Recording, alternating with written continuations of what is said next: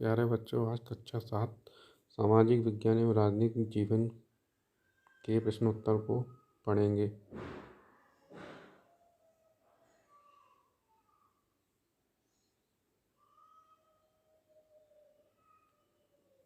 कक्षा 7 सामाजिक एवं राजनीतिक जीवन, अध्याय 5 औरतों ने बदली दुनिया।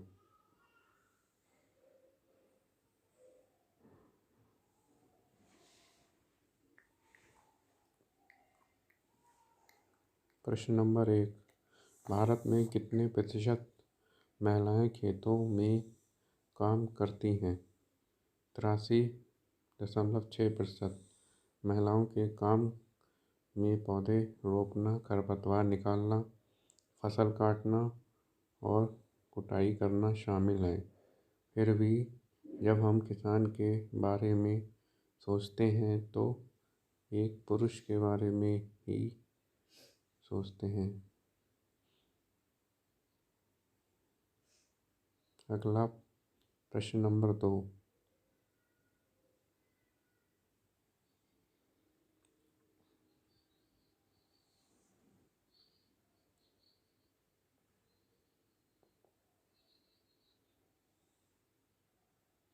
उत्तरी रेलवे की पहली महिला इंजन चालक का क्या नाम है? लक्ष्मी लाकड़ा, जो झारखंड के एक गरीब आदिवासी परिवार की हैं।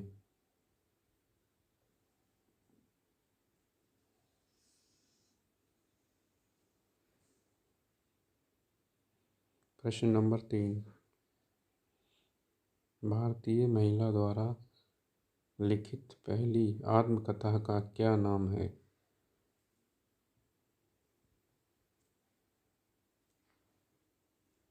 आभार जीवोन, जिसे राजसुंदरी देवी ने 60 वर्ष की अवस्था में बंगला भाषा में लिखा। राजसुंदरी देवी का जन्म पश्चिम बंगाल में हुआ था।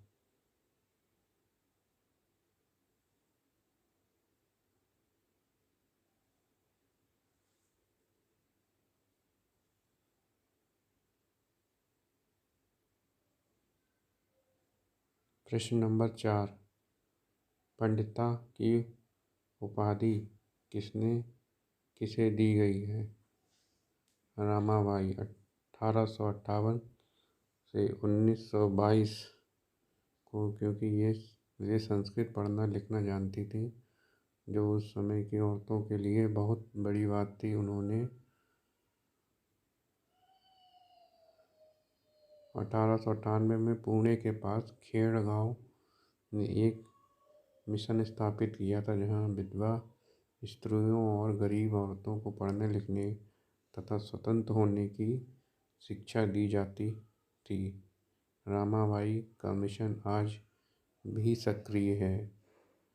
ये कुछ मिनट के लिए वीडियो पॉज हो जाती है, जिससे आप लिखे हुए को देख कर पढ़ लें और उसको नोट कर सकें।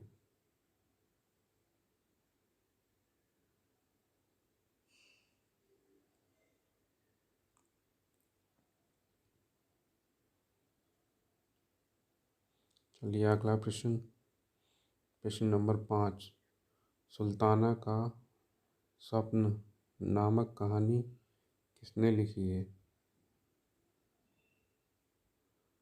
रुकैया सखावत हुसैन ने।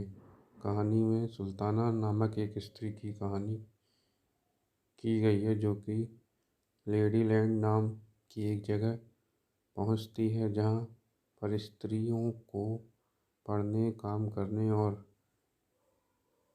आविष्कार करने की स्वतंत्रता थी।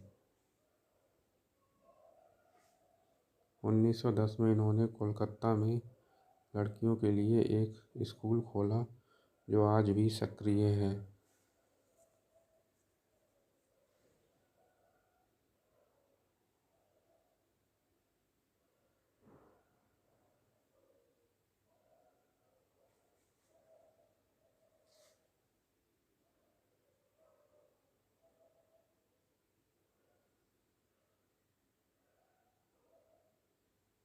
प्रश्न नंबर 6, भारत में जनगणना कितने वर्ष में होती है?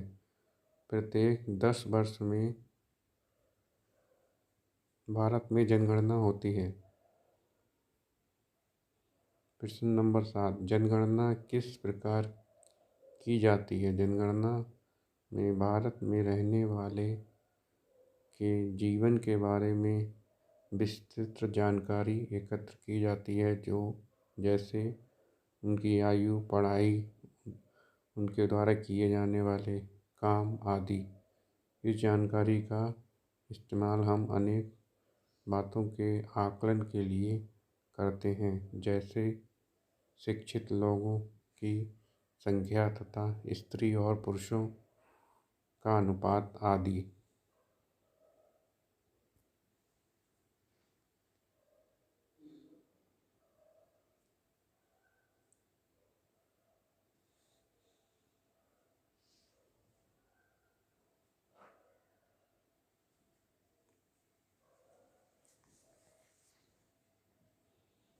प्रश्न नंबर 8, सब लड़कियों की श्रेणी की तुलना में किस श्रेणी की लड़कियों की स्कूल छोड़ने की दर अधिक है?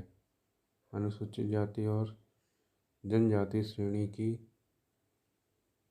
वर्ष 2011 की जनगणना से पता चलता है कि दलित और आदिवासी लड़कियों की अपेक्षा मुस्लिम लड़कियों की प्राथमिक शिक्षा पूरी करने की संभावना और भी कम रहती है।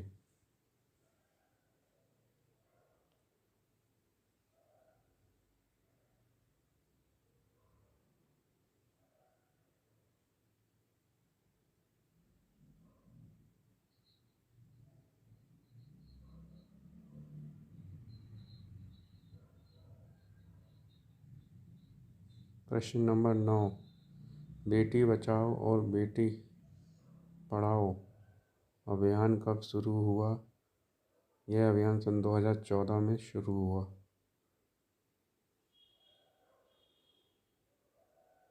प्रश्न नंबर 10, महिला आंदोलन क्या है? आज शिक्षा, घरेलू हिंसा और स्वास्थ्य, जहां लड़कियों और महिलाओं की स्थिति पहले से बेहतर हुई है, इसके साथ ही कानूनी सुधार भी हुए हैं। ये सभी परिवर्तन अपने आप नहीं आए हैं।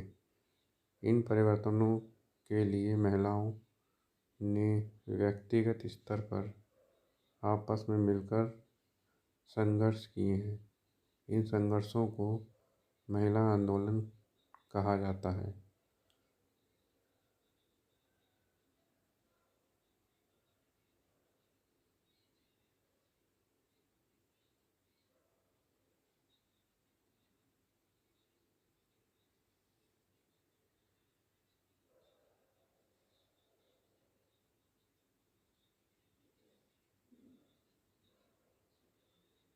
आज ये 10 प्रश्न आपको कराए गए हैं और 11वां प्रश्न, महिला आंदोलन के प्रमुख हिस्से क्या हैं? पहला, भेदभाव और हिंसा के विरोध में अभियान चलाना।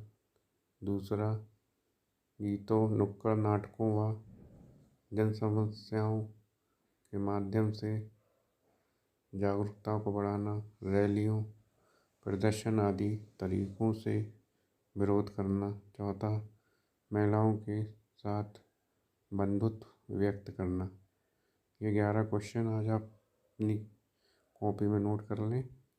इसके आगे के क्वेश्चन और उनके आंसर अगले वीडियो में आपको बताए जाएंगे।